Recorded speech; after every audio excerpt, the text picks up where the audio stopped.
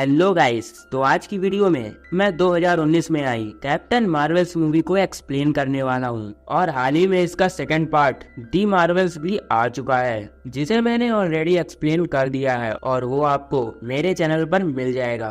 तो चलिए स्टार्ट करते हैं मूवी को।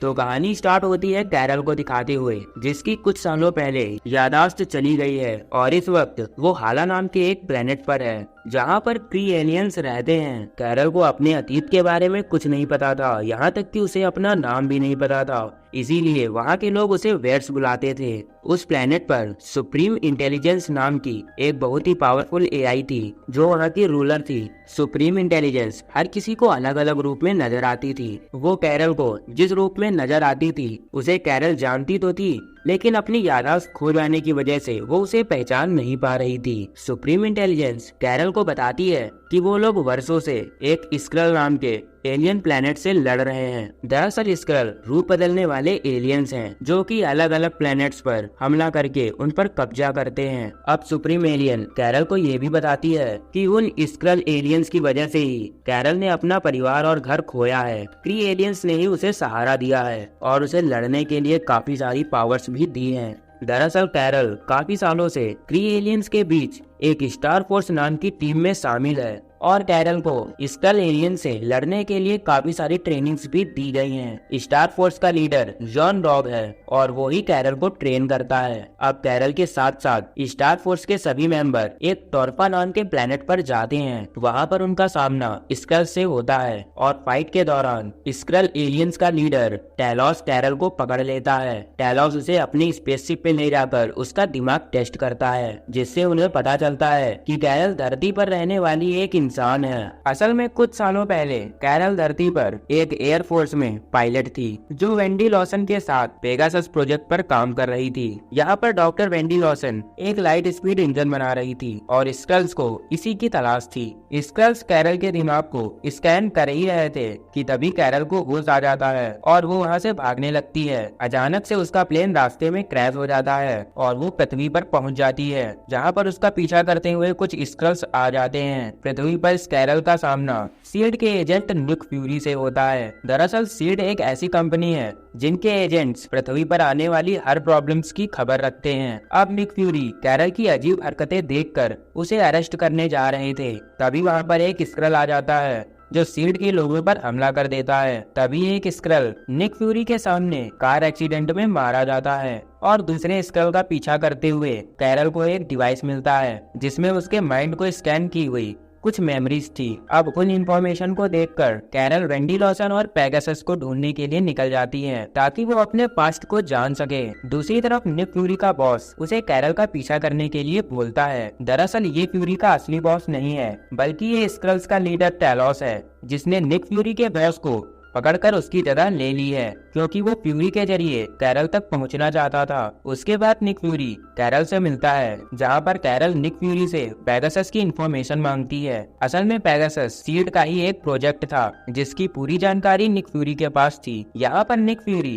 कैरल को लेकर एक बेस पर जाता है, जहाँ पर वो कैरल से बताता है कि डॉक्टर वेंडी लॉसन एक क्री एलियन थी जिसका असली नाम था मार्वल। 6 साल पहले वो एक लाइट स्पीड इंजन बना रही थी जिसकी टेस्ट पायलट कैरल थी, लेकिन उस इंजन की टेस्टिंग के दौरान उनका प्लेन क्रैश हो जाता है जिसमें वो दोनों मारी जाती हैं। और उस हादसे के बाद प्रोजेक्ट पेगासस को बंद कर दिया गया था और उसकी सारी जानकारी छुपा दी गई थी। जब फ्यूरी और कैरल ये फाइलें देख रहे थे तभी वहाँ पर सीड के कुछ और एजेंट्स आ जाते हैं और तब फ्यूरी को पता चलता है कि उसका बॉस एक स्क्रल है, इसीलिए वो कैरल के साथ वहाँ से निकल जाता है। वो दोनों और ज्यादा इंफॉर्मेशन जानने के लिए मारियर के पास जा रहे थे क्योंकि मारियर प्रोजेक्ट पेगासस की एक और टेस्टिंग पायलट थी। अब उससे मिलने के बाद कैरल को पता चलता है कि मैरियर उसकी बेस्ट फ्रेंड थी। यहाँ पर मैरियर और उसकी बेटी कैरल को उसका अतीत याद दिलाने की कोशिश कर रहे थे। तभी वहाँ पर टेलॉस आता है और वो कैरल को बताता है कि कैरल का जब एक्सीडेंट हुआ था उस समय की उसके पास एक रिकॉर्डिंग है और उस रिकॉर्डिंग को सुनकर कैरल को सब कुछ याद आ जाता है। दरअसल 6 साल पहले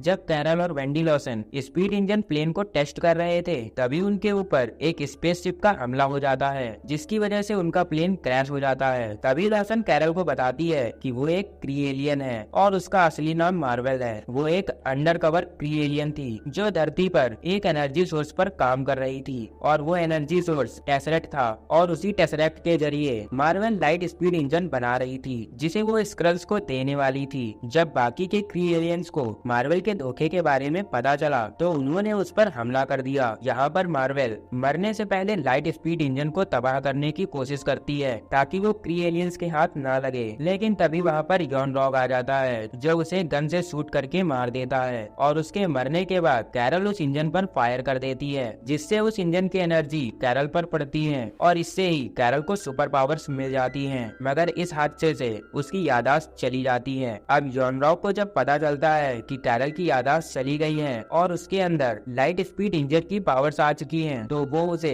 अपने साथ अपने प्लेनेट पर लेकर चला जाता है। दरअसल वो लोग कैरल की शक्तियों का इस्तेमाल अपने दुश्मनों को हराने के लिए करना चाहते थे। अब सुप्रीम इंटेलिजेंस को पता था कि जिस दिन कैरल की याददाश्त वापस आ जाएगी उसी दिन कैरल क्री एलियंस के लिए खतरा बन सकती है और इसीलिए उन लोगों ने कैरल की गर्दन पर एक चिप लगा दी थी जिससे वो कभी भी अपनी पूरी पावर का इस्तेमाल ना कर सके। फिर कैरल से ये बोल दिया कि वो चिप उसकी पावर का स्रोत है। असल में सुप्रीम एलियंस ने कैरल से हमेशा झूठ बोला कि स्क्रल्स बुरे एलियन हैं और वो आतंक फैलाते हैं। अब टैलोस कैरल से सच बताता है कि बुरे तो क्री एलियंस हैं और वो सब पर राज करना चाहते हैं, लेकिन स्क्रल्स ने उनके सामने घुटने नहीं टेके, इसीलिए वो स्क्रल्स को मारना चाहते हैं और उनका प्लेनेट भी तबाह कर दिया है। अब स्क्रल्स यहाँ वहाँ छुपते फिर रहे हैं। मार्वल समझ गई थी कि उनके साथ ही गलत है, इसीलिए उसने स्क्रल्स की मदद करने का फैसला किया। वो स्क्रल्स को एक लाइट स्पीड इंजन देने वाली थी जिससे सारे स्क्रल्स क्री एलियंस की पहुंच से बहुत दूर चले जाएं और किसी नए प्लेनेट पर अपना घर बसा सकें। टैलोस कैरल को बताता है कि लाइट स्पीड इंजन तो तबाह हो गया था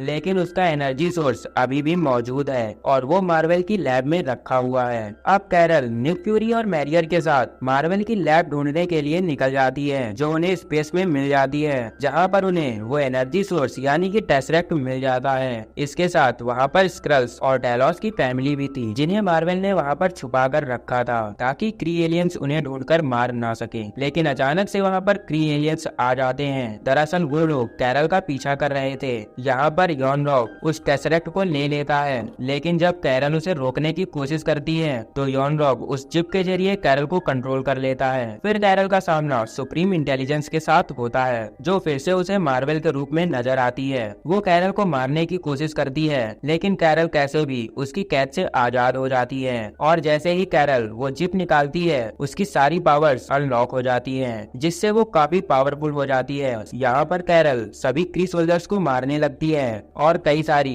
क्री मिसाइल्स को भी तबाह कर देती है जिससे उन्हें हार मान के पीछे हटना पड़ता है। दूसरी तरफ मार्वल की एलियन कैट टेसरेक्ट को निकल जाती है और वो निक फ्यूरी की एक आंख भी फोड़ देती है। अब टैलोस की फैमिली कुछ दिन के लिए मैरियर के घर पर रुकती है जहाँ पर कैरल फैसला करती है कि वो अब से यूनिवर्स के सभी प्लैनेट्स पर नजर रखेगी और किसी प्लैनेट वासियों के साथ गलत नहीं होने देगी। कैरल निक फ्यूरी को उसका प्रेजर एक्टिवेट करके देती है ताकि वो उसके साथ कांटेक्ट कर सके। इसके बाद कैरल स्क्रल्स के लिए एक नया प्लेनेट ढूंढने के लिए निकल जाती है। अब निक फ्यूरी सुपर हीरोज की एक टीम बनाने का फैसला करते हैं ताकि अगर फिर से कोई एलियंस हमला हो तो वो उससे निपट सके और इसी के साथ इस मूवी का दी एंड हो जाता है। अब हम बात करते हैं मूवी के मिड क्रेडिट सीन की जिसमें 2018 का टाइम दिखाया जाता है। यहाँ पर हमें अवेंजर्स इन्फिनिटी वॉर के बाद का सीन दिखाया जाता है जहाँ पर थैनोस के चुटकी बजाने के बाद बचे अवेंजर्स उस पेजर को चेक कर रहे थे